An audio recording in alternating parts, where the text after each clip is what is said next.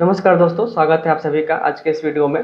जैसा कि आप में से अधिकांश लोग चाहते हैं कि देश में एक ऐसी जो मेडिकल सिस्टम आए जो कि इंटीग्रेटेड हो, यानी कि आयुष और एलोपैथी दोनों को मिलाकर एक नया सिस्टम बनाया जाए। तो इसको लेकर गवर्नमेंट भी इसमें बहुत तेज़ी से काम कर रही है कि अगले 2-4 सालों में हो सकता है कि हमारे देश में जो इतने अलग अलग मेडिकल सिस्टम है, ये सबको हटाकर इंटीग्रेटेड सिस्टम हो जाए। इसको लेकर, इंटीग्रेशन को लेकर ऑलरेडी बहुत सारी वीडियोज हमारे चैनल पे हैं, आप जाकर आप वहाँ पे देख सकते हैं। आपको बहुत सारे वीडियोज मिल जाएंगे कि इंटीग्रेशन को लेकर कहाँ पे क्या क्या स्टेप्स अब तक हुए हैं और कहाँ पे पूरी की पूरी प्रक्रिया चल रही है। तो इसी को लेकर एक और वकील हैं, जो हाई कोर्ट के वकील हैं, अश्विनी उपाध्याय जी, आप लोग सब जानते होंगे कि अक्सर जो है पीआईएल करते रहते हैं ऐसे जो जनोपयोगी मुद्दे होते हैं। तो उन्होंने इसी साल जो है अगस्त में एक ऐसा ही पीआईएल दाखिल किया था हाई कोर्ट में कि जितने भी मेडिकल सिस्टम ऑफ मेडिसिन है हमारे देश में, सबकी अपनी अपनी उपयोगिता है, सबकी अपनी अपनी ज़रूरतें हैं और अलग अलग बीमारियों में सबकी अपनी अपनी इम्पोर्टेंस है। तो ऐसा क्यों न किया जाए कि जितने मेडिकल सिस्टम हैं, चाहे एलोपैथी हो या आयुष हो, सबको इंटीग्रेट करके एक बेहतर चिकित्सा व्यवस्था हम लोगों को दें, यहाँ की जनता को दें और हर व्यक्ति को हर चिकित्सा पद्धति का उपयोगी और उचित लाभ मिल सके। तो जो अगस्त में इस पर सुनवाई हुई थी हाई कोर्ट में, और अगस्त के बाद जो है हाई कोर्ट ने कुछ डायरेक्टिव्स दिए थे सरकार को, और उसके बाद सरकार ने नीति आयोग के माध्यम से कुछ कमेटी भी बनाई थी कि कैसे हम इंटीग्रेट कर सकते हैं, इंटीग्रेशन के फ़ायदे होंगे या नुकसान होंगे, इन सारे मुद्दों पे एक कमेटी गठित की गई थी।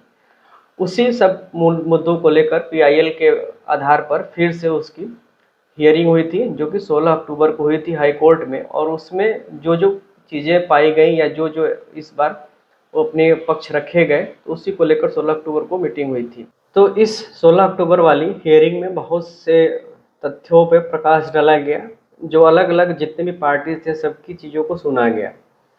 और सुनने के बाद जो है इसकी एक अगली डेट दी गई है, तो वो जो है 19 जनवरी रखी गई है, 19 जनवरी 2024 को। तो क्या क्या चीज़ें हुई, कौन कौन से पॉइंट्स उठाए गए और इंटीग्रेशन होगा या नहीं होगा, नीति आयोग ने क्या अपनी रिपोर्ट दी, तो ये सारी चीज़ों को हम इस वीडियो में चर्चा करेंगे। और साथ में अगर आपने सब्सक्राइब नहीं किया है तो सब्सक्राइब जरूर कर लीजिएगा हमारे चैनल को, क्योंकि ऐसी ढेर सारी आप सबके लिए उपयोगी वीडियोज हम आप सबके लिए लाते रहते हैं। वीडियो अच्छा लगे तो लाइक भी कीजिएगा और शेयर अवश्य कीजिएगा, और अगर कुछ पूछना हो तो आप हमें कमेंट बॉक्स में पूछ सकते हैं। तो चलिए शुरू करते हैं। यह न्यूज 4 पोर्टल्स पे चली हुई है, जिसमें कि एक है ला बिट, जो दूसरी है आउटलुक की है, तीसरी जो न्यूज़ लगी है मेडिकल बायर पे लगी है, और चौथी न्यूज़ यहाँ है daijiworld.com पे।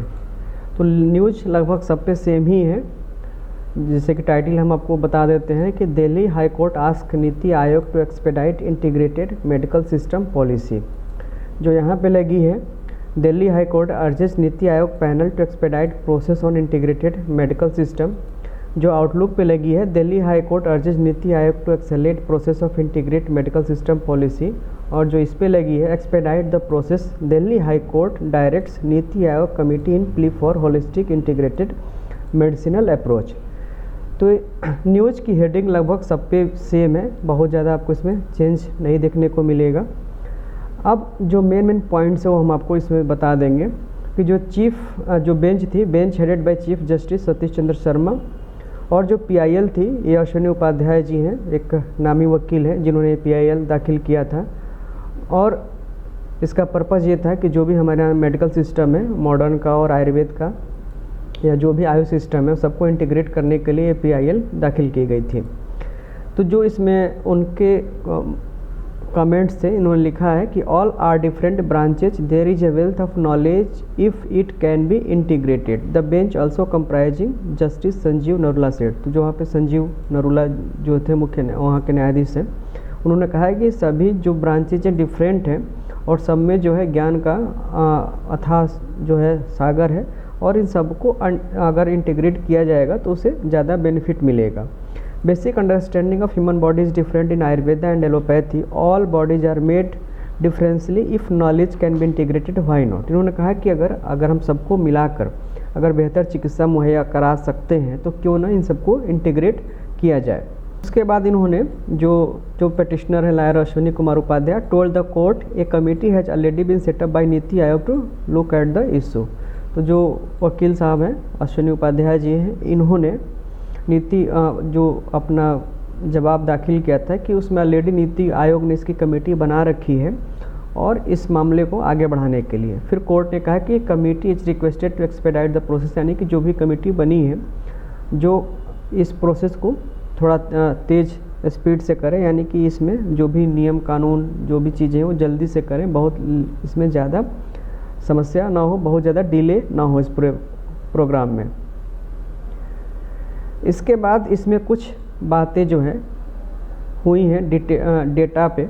इन्होंने कहा है कि ऑलरेडी हमारे यहाँ डॉक्टर्स की काफ़ी ज़्यादा कमी है और जो पेशेंट टू डॉक्टर रेशियो है 1:2000 का, उसमें काफ़ी ज़्यादा कमी देखने को मिलती है क्योंकि डॉक्टर्स की संख्या काफ़ी कम है।